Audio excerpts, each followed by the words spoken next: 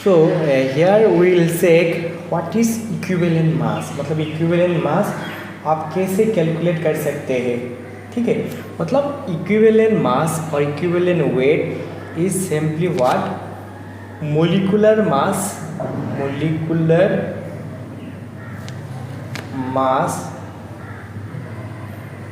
by valency factor। Okay, तो what is valency factor? ये valency factor मतलब अलग अलग चीज़ के लिए अलग अलग होगा, ठीक है। मतलब क्या होगा, suppose you are asked to find out the equivalent mass of a acid, ठीक है। तो ये एसिड के लिए ये वैलेंसी फैक्टर अलग होगा, एक बेस के लिए वैलेंसी फैक्टर अलग होगा, सॉल्ट के लिए अलग होगा, ठीक है। तो चलो हम लोग पहले एसिड के लिए देखते हैं। Equivalent mass of N acid के इक्विवेलेंट मास क्या होगा, molecular mass of the acid by basicity. मतलब एक एग्जांपल ले लेते हैं, सपोज H2SO4, ठीक है। इसका क्या चाहिए, इक्विवेलेंट मास चाहिए। वो कैसे निकालोगे, देखो what is the basicity of this acid. इस एसिड का बेसिसिटी क्या है,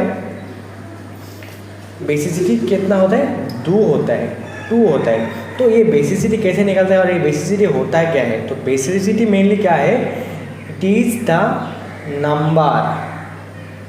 द नंबर ऑफ डिस्प्लेसेबल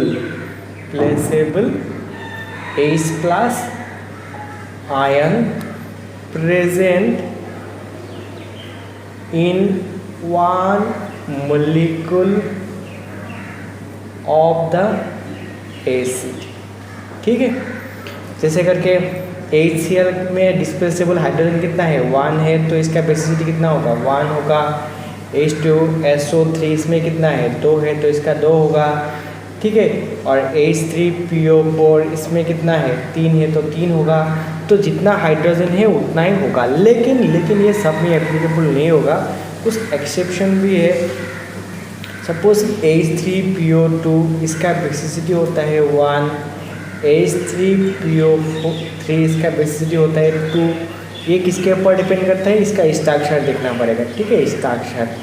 स्ट्रक्चर दिखने के बाद इसका अंदर में क्या मिलेगा आपको, जितना OH ग्रुप मिलेगा, ठीक है। OH ग्रुप मतलब ये हाइड्रोजन H+ नहीं देगा, लेकिन यहाँ से एक H+ दे सकता है, यहाँ से भी एक H+ दे सकता है, और यहाँ से ओनली एक H+ दे सकता है, ठीक है।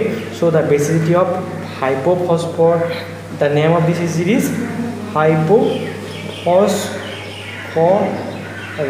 एसिड, और ये है फॉस्फोरस एसिड, ठीक है, फॉस्फोरस एसिड। तो it depends on the number of OH group, लेकिन बाकी except the oxidation of phosphorus, बाकी सब के लिए आप हाइड्रोजन देख के उन लोगों का बेसिसिटी बोल सकते हैं, ठीक है। तो what will be the equivalent mass of, right A question, what is the equivalent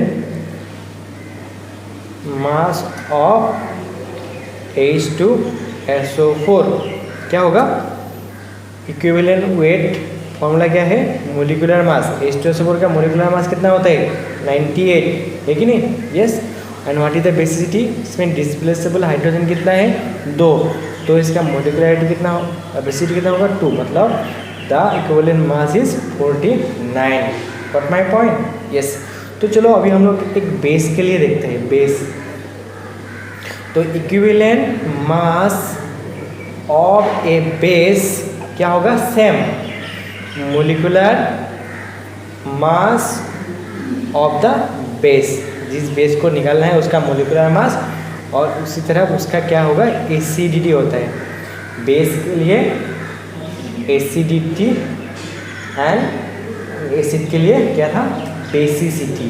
तो what is acidity, what is this acidity, it is the number of displaceable OH ion present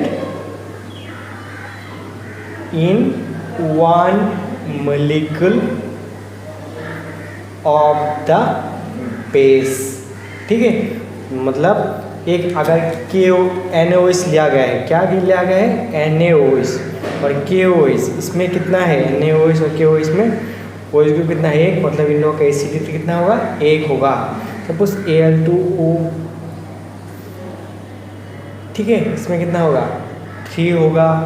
ठीक है, KOH2 इसमें कितना होगा 2 होगा। तो this is the basicity, got my point.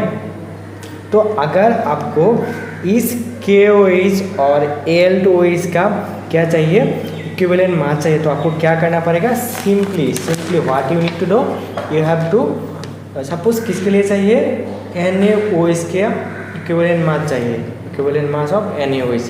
तो what is the molecular mass of NaOH, it is 40 और इसमें डिस्प्लेसेबल OH ग्रुप कितना है 1 है, तो इसका इक्विवेलेंट मास कितना हो सकता है 40।